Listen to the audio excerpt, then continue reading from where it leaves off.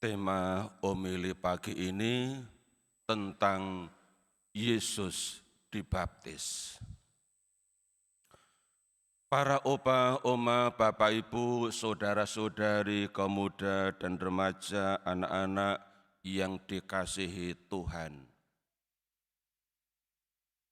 Mengapa Yesus datang kepada Yohanes Pembaptis di Sungai Yordan dan minta dibaptis olehnya?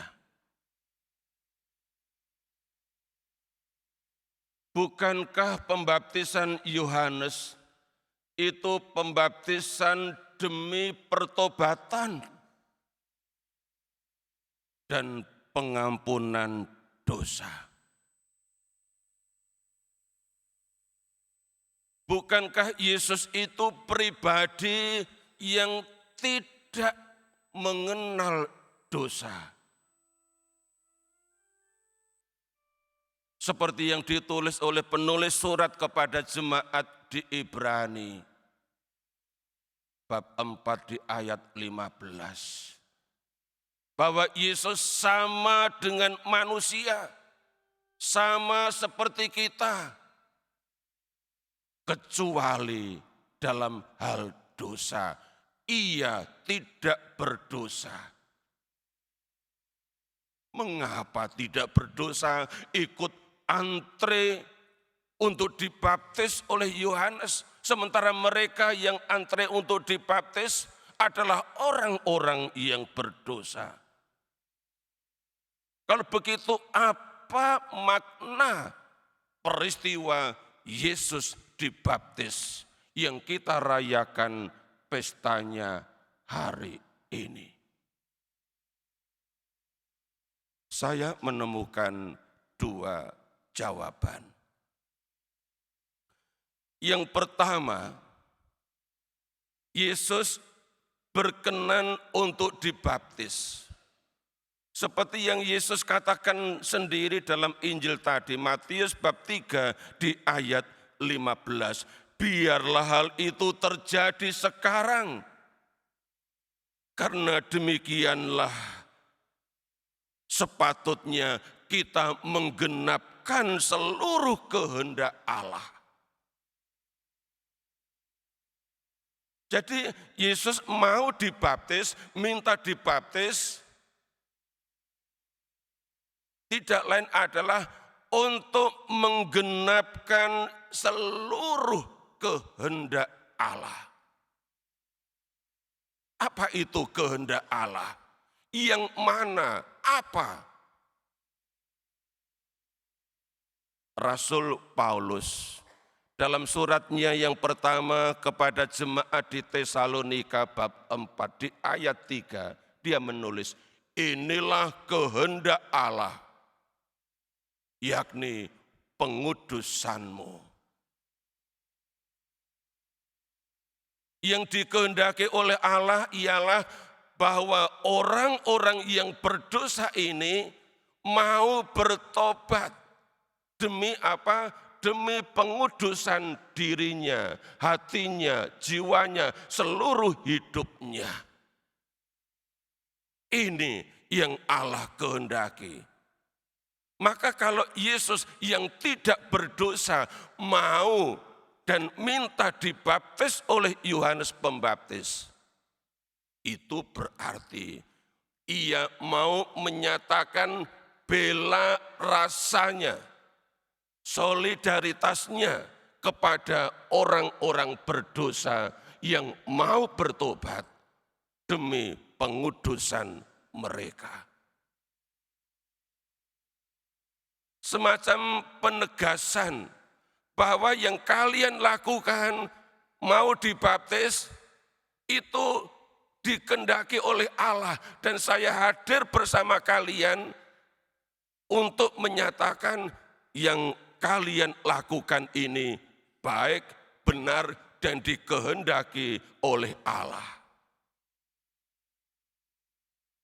Ini yang pertama, Bapak, Ibu, saudara-saudari yang dikasihi Tuhan. Yesus menyatakan bela rasa, solidaritas kepada manusia yang berdosa, yang mau memberi diri dibaptis. Yang kedua, peristiwa Yesus dibaptis dimaksudkan untuk memaklumkan bahwa Yesus adalah anak Allah.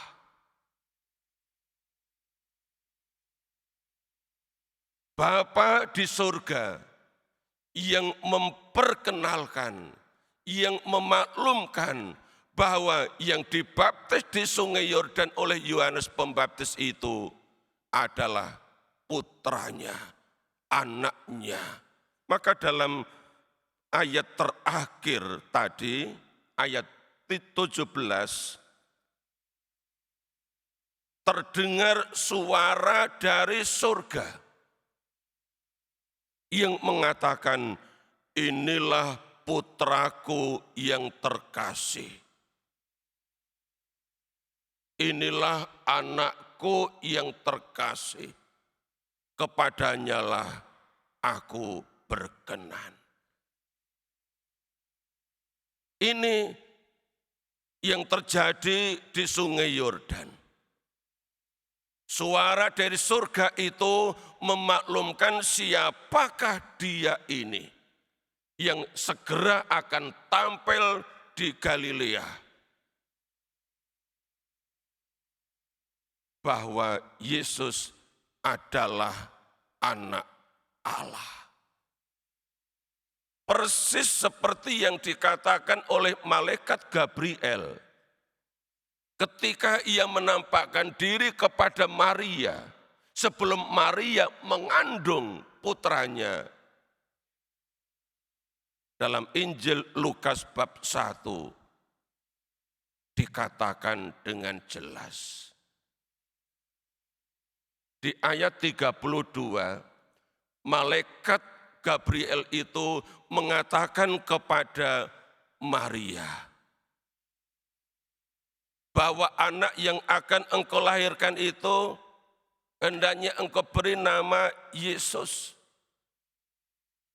Sebab dialah yang disebut anak Allah yang maha tinggi.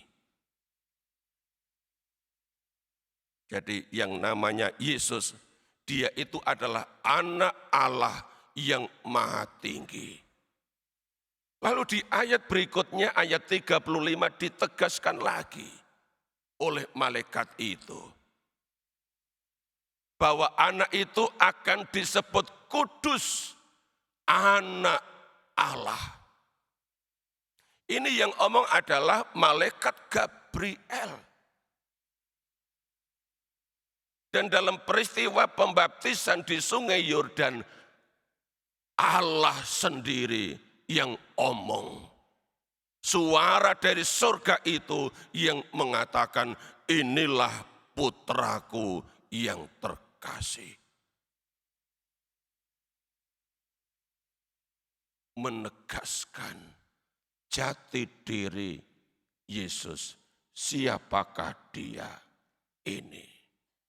Dia adalah anak Allah. Bapak, Ibu, saudara-saudari yang dikasihi Tuhan, lantas apa konsekuensinya bagi kita? Yang telah percaya kepada Yesus, yang oleh Allah disebut putraku yang terkasih. Yang telah percaya kepada Yesus, yang adalah anak Allah. Rasul Yohanes dalam suratnya yang pertama, bab 5, di ayat 10 mengatakan, barang siapa percaya kepada anak Allah,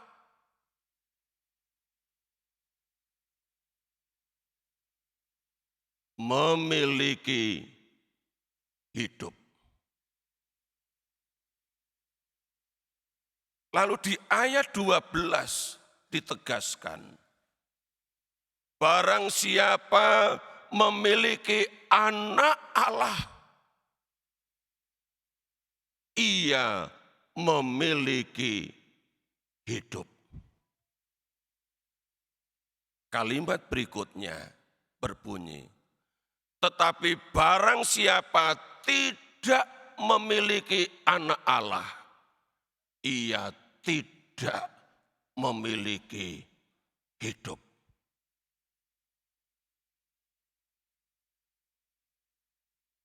Kata-kata Rasul Yohanes menegaskan apa yang kita hidupi. Bahwa kita adalah orang-orang yang telah percaya kepada Yesus. Kita telah menerima Yesus. Kita telah mengikuti Yesus. Dia yang adalah anak Allah. Maka kalau kita sudah memiliki Yesus yang adalah anak Allah, Rasul Yohanes menegaskan kita ini orang-orang yang memiliki hidup. Hidup yang seperti apa? Di ayat 11 dikatakan, hidup yang kekal. Oleh karena itu Bapak Ibu, saudara-saudari yang dikasihi Tuhan, hari ini kita diajak untuk merenungkan lebih dalam. Karena kita akan diteguhkan oleh Allah sendiri. Bahwa kita telah percaya kepada Yesus anak Allah. Dan kalau kita percaya kepada Yesus anak Allah, kita ini orang-orang yang memiliki hidup. Dan kelak akan memiliki hidup yang kekal itu. Maka selagi kita masih hidup di bumi ini, mari kita rawat iman kita ini.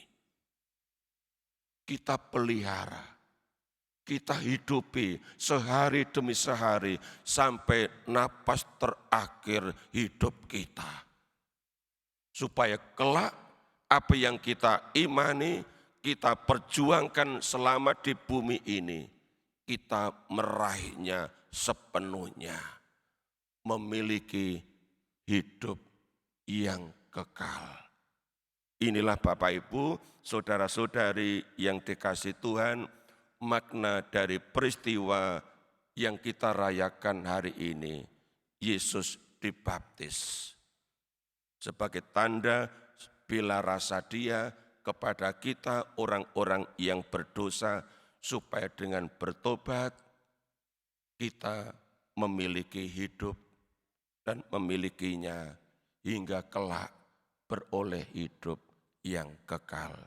Tuhan memberkati.